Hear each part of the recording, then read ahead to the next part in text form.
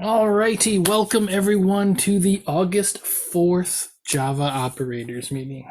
Can't believe it is August already. All right, let me go ahead and share my screen and share the agenda. What is this AI note taker? I don't know. We'll find out. We'll find out in a second. Huh. Let's do some introductions. All right. Anyone like to introduce themselves? First time here. Fireflies, AI note taker. Or Cameron? I don't think it's a real person. I think it's like an actual, like, someone fed a Zoom link to a bot to like transcribe it. What?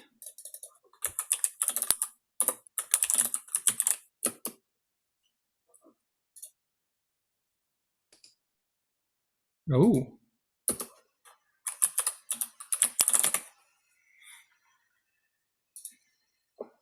Yeah, you could invite fireflies to your meetings and it can transcribe your meetings.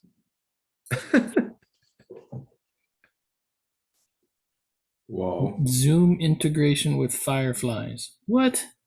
I wonder if that was a CNCF thing that they added. This is the AI assistant.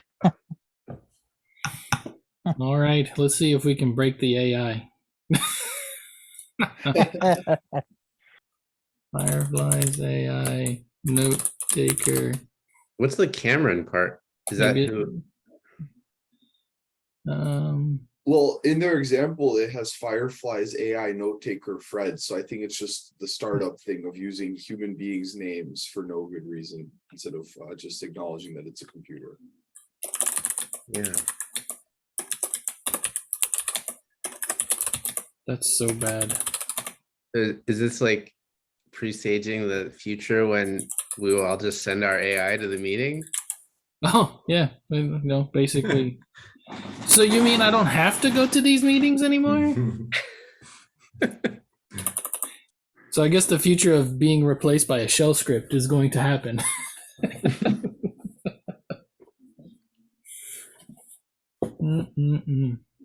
All right, that's kind of funny. I will look at action item. I'll make it here anyway. Look at why Fireflies is in our SDK meetings. I'd be curious to see if it joins, if it's attached when we do the other community meetings using the same one. So, Oh, and can you kick it out? That would be my other question. let me As see. the meeting owner, can you kick it? I'm trying to find that. Okay, meeting info, annotations, participants. Okay. More chat, make host. I can make him the host. No. Remove. Yes, remove. Let's see. Yep, I kicked it. We are safe now from the AI bots. If it comes back, we're screwed. Well, unless it just came back silently. Well, I'm glad everyone here is talking, so it didn't come back as one of us. Well, I haven't heard from Bryce. Is Bryce that really Bryce? Is that? I still don't. Oh, okay, good. Good. It didn't come back as Bryce. Great. In the future, we have to start all meetings by please introduce yourself as a CAPTCHA. Yeah, exactly. You haven't spoken yet. You might be a bot. Wow. And then like CAPTCHAs, you'll have to say weirder stuff to prove you're human. I dealt with a CAPTCHA that I couldn't deal with, like I couldn't actually process the other day. It wanted me to pick all the, you've probably seen it, it wanted me to pick all the stoplights. Mm-hmm. Or I think they said stop, and I couldn't do it sufficiently to prove I was human. So I had to go on to one that was parrots. I think I've seen the stoplight one where they have an edge in one of the one of the corners in the edge of one of the frames. So you always I've selected all of them. And unless Yeah. you zoom in, you don't see that it's in that other one. I think it's so dumb. I hate it. Yeah. So, I like that one commercial where they're at the coffee shop and it's a robot and he shoots the laptop. I am a robot. So, okay, so our new face was Firefly's note taker, Cameron. All right. Let's see here. What was I going to say? Since we meet weekly, the latest we made a little progress. We've got a little more. I think the PR for the Java, no, not the Java, the operator framework governance will be going up in a week, and then we can start voting. And once that is in place, we can bring in Java operator SDK into the fold of the umbrella. So that part it's moving slower than we expected, but it is. I have a fond I have a respect for founding fathers of entire countries trying to create democracies and create governance. So it's definitely not an easy task, and a lot of minutia and debate of how do you create and allow sub projects to be as independent as they can, yet not unruly and things like that. So I'll make sure once those PRs are posted, I'll post them up so folks can read and comment, and we can share them here as well. I don't have any other updates unless anyone else has anything they wanted to share specifically.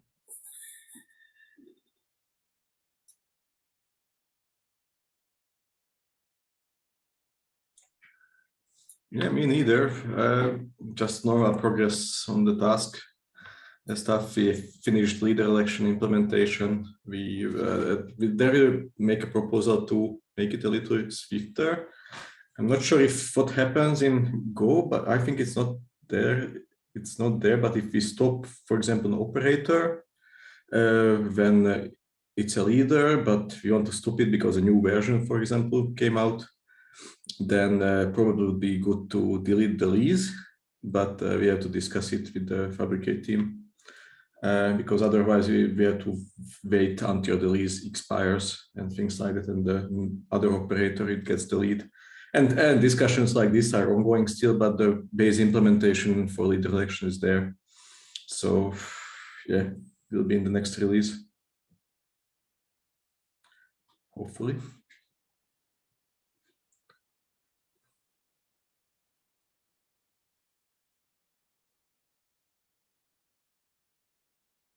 Cool.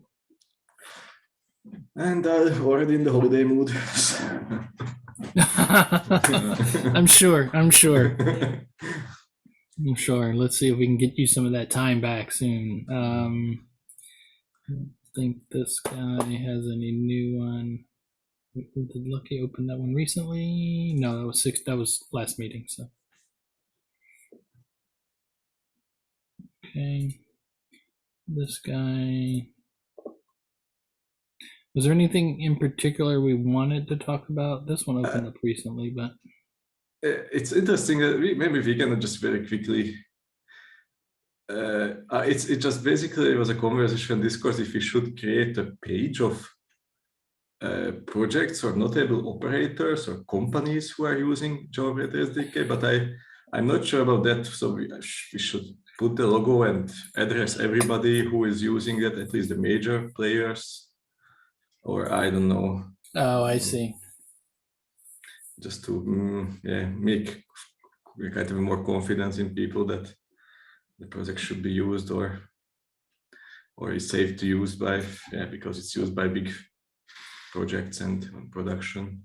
So it's an interesting question. Maybe I will just poke some guys from these big operators. I don't know, Keycloak and Flink. I wouldn't be opposed to it. I know I've seen it in some places where some projects will list, here, like either the company logos that are using it or other projects that are using it. it would be nice to gather that list and see how big it is. If it's really tiny, then I don't know if it's worth it. If it's maybe more than 5, then it might be worth investigating to see if we wanted to add this or not. I'm not opposed to it, so. I mean, yeah, it's a good question. So I mean, it's definitely more than 5. It's good. At least I'm in contact with more than 5 companies which are using it. It's so there are these big players like Red Hat, Apple, and Netflix, which are using it, and T-Systems is just, I think it's quite a big company here in Europe, and some others, and there are these other smaller companies which we are in contact, but but there's some operators which are in Operator Hub like Keycloak and Flink, and those maybe there will be a list, or Kafka Operator, I think is kind of already, some of them are market leaders and using the framework. So yeah, maybe we'll gather some notes and we can discuss if it's makes sense to publish that on the website. Yeah. No, that's cool. It's an interesting one. I mean, that is a good sign, actually, that, you know, folks want to evangelize and spread the word, and also that there are others are using it. So, any one of these that are particularly interesting to cover? It looks like they all have been triaged. No. Actually, we are, I think, slowly running out from the standard big features which we were missing from. If I compare it to, control runtime, actually more on the, and more actually almost all the issues are kind of just improvements, or there are some issues for caching and caching improvements which I think we don't have, and there is in control runtime. But yeah, otherwise just this innovative stuff, the dependent resources and workflows and stuff. So basically all issues which you see here are just improvement on the current functionality some way, one way or another, but nothing revolutionary is missing or anymore, or I don't know. So we don't know anything that people are asking, and it's missing from the SDK side, the operator framework. So in the Fabricate client, maybe there is some parts like this event recorder on the bottom of the screen. This actually might be a better place to have it there. That's like this in the Go client, to record a nicer API to record events, Kubernetes events, the event objects, I mean. So this is, I think, one of those which are actually popping up sometimes in Discord, and that people are asking for.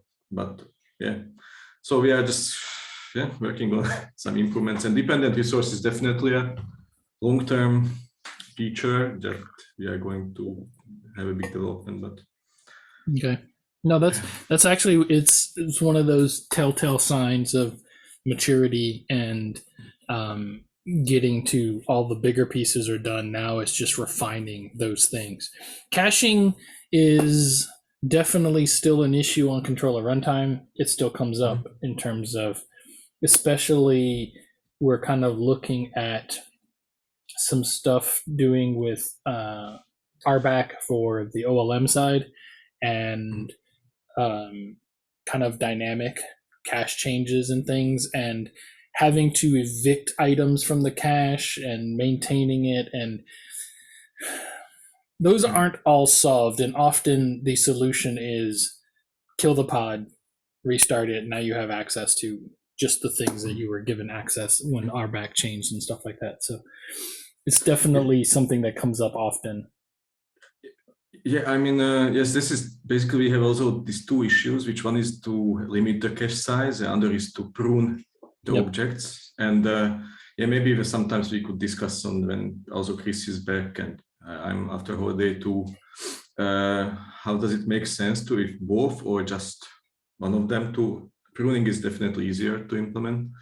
So yeah, we can, maybe I will also join some control runtime meetings if there are some.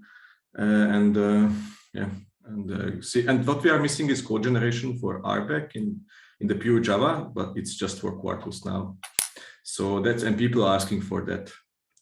So we can discuss it later on if it makes sense to somehow put it into the core. Awesome. Well, all right. If there's nothing else on the agenda. Anyone else wanted to bring anything up or something in chat?